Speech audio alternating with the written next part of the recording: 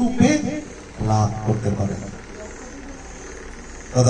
তাদের উদ্দেশ্য কি? ভগবানকে লাভ করা, ভগবানের চরণে আত্মসমর্পণ করা। আমাদের এই সকল কিছু বুঝতে হবে, কেন আমরা কি চাই। যেরকম শ্রী চৈতন্য মহাপ্রভু তার শিক্ষাশ্রমে কি বলেছেন? ন ধনং ন জনং ন সুন্দরী কবিতাং বা জগদীশ কাম মম জন্মানে জন্মনেশ্বরে ভবতা ভক্তি অহংকৃতি তৈরি। অর্থাৎ আমি জন চাই না, জন চাই না, ধন চাই না, জন চাই না, হ্যাঁ, সুন্দরী স্ত্রীও কামনা করে না। আমি কি কামনা করি?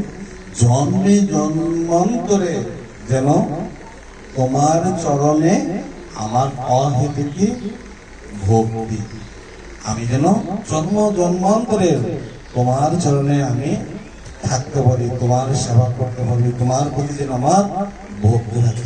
হ্যাঁ, তুমি হলে সর্বেশ্বর, তুমি হলেন ভগবান, তুমি হলেন আমার প্রভু, আমি আর নিত্য দাস, তোমার সেবা করতে পারে জন্মদিন।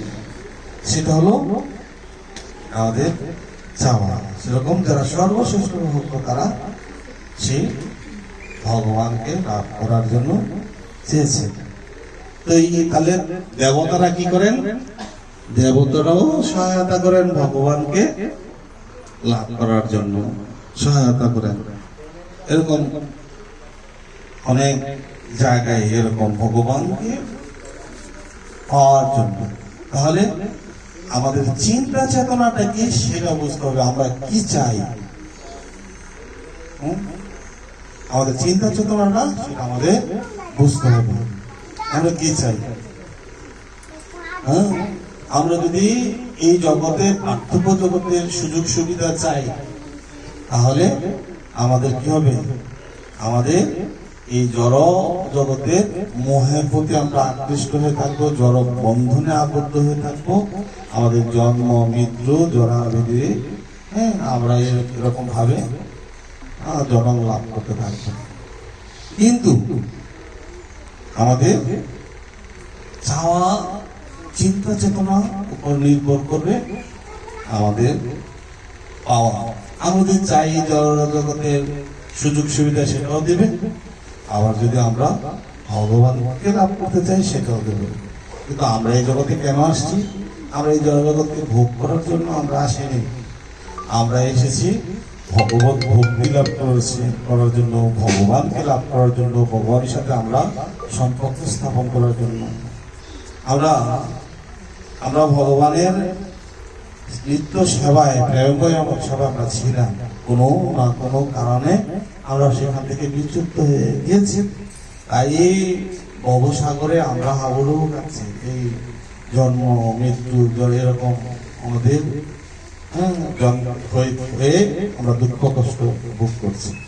আমরা এই মানুষ জন্ম, আমাদের কি ভগবানের সাথে আমরা সেই সম্পর্ক কিভাবে স্থাপন করব, সেটা হলো আমাদের জীবনের লক্ষ্য। যেরকম আজকে আমরা এই মণিমুন্ড চন্দ্র বর্মন, অঞ্জলি রানী বর্মন, ওনার তো নেই, আছে? মণিমুন্ড চন্দ্র বর্মন কে? পিতা পিতা আমার উনি আছেন? না, উনি ওই নেই। ওনার নেই মানে কি? উনি নেই মানে না, নাই না, ওনার দেহটা শুধু পরিবর্তন হয়েছে। আমরা এই দেহ নই, আমরা হলাম ভগবান শ্রীকৃষ্ণের অবিচ্ছেদ্য অংশ, ভগবানের অংশ প্রত্যেকটা জীব। কি হয়েছে? আরেকটা দেহে যখন ভগবান শ্রীকৃষ্ণ বলছেন অন্তকালে মামেব স্মরণ জপ্রায়াতে জাতি নস্ত সংসার, মৃত্যুর সময় যে যে ভাব নিয়ে দেহ ত্যাগ করেন, সেই ভাবনার ভাবিত হয়ে আরেকটা জন্ম লাভ করেন। তাহলে আমরা যদি এই জগতের চিন্তা চেতনা নিয়ে, কামনা বাসনা নিয়ে আমরা দেহ ত্যাগ করি, তাহলে আমাদের কি করতে হবে? এই জড়জগতে আমাদেরকে আবার আসতে হবে। আমাদের এই জড়জগৎ আমাদের প্রকৃত আবাসস্থল নয়। আমরা হলাম অমৃতের সন্তান, ভগবানের সন্তান। আমাদের বাবা পরম পিতা উনি হলেন শ্রীকৃষ্ণ, উনি হলেন করে থাকেন গোলক বৃন্দাবনে। সেই স্থানে আমাদের ভগবানের সাথে থাকার আমাদের কথা, কিন্তু আমরা আমাদের চেতনার কারণে আমরা ভগবান শ্রীকৃষ্ণকে বিস্মৃত হয়ে আছি, বিচ্ছিন্ন হয়ে আছে। তো আমরা কিভাবে ভগবানের সাথে পুনরায় আবার সংস্থাপন করতে পারি, ভগবান ধামে আমরা যেতে পারি? তাই ভগবান কি করেছেন? উনি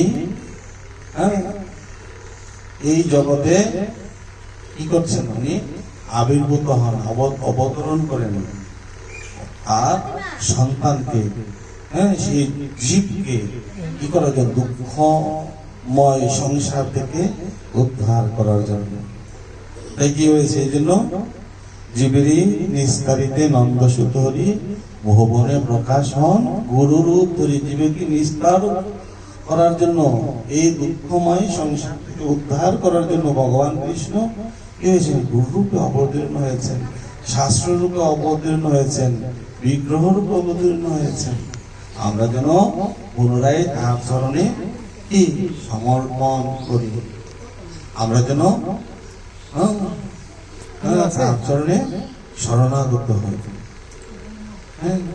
ভগবান আমাদেরকে রক্ষা করবেন, অবশ্যই রক্ষিবে কৃষ্ণ বিশ্বাসে করুন। আমাদেরকে কি করতে হবে? বিশ্বাস করতে হবে, সরল আমাদেরকে হতে হবে যে ভগবান উনি সর্বকারণের পরম কারণ। যেরকম আমরা দেখি প্রহ্লাদ মহারাজ উনি বিশ্বাস করেছেন যে একমাত্র ভগবান বিষ্ণু হলেন ভগবান, আর এই সকলের যত যারা রয়েছেন তারা সকলেই তার বৃত্ত, তার সেবক, তার অংশ। এবং ভগবান সেইভাবে তার কি করেছেন? আরাধনা করেছেন, নাম করেছেন। এই জন্য তাকে যত কষ্ট দিয়েছে, যত নির্যাতন করেছে, যত আঘাত করেছে, ভগবান তাকে রক্ষা করেছে। সেই জন্য আমাদের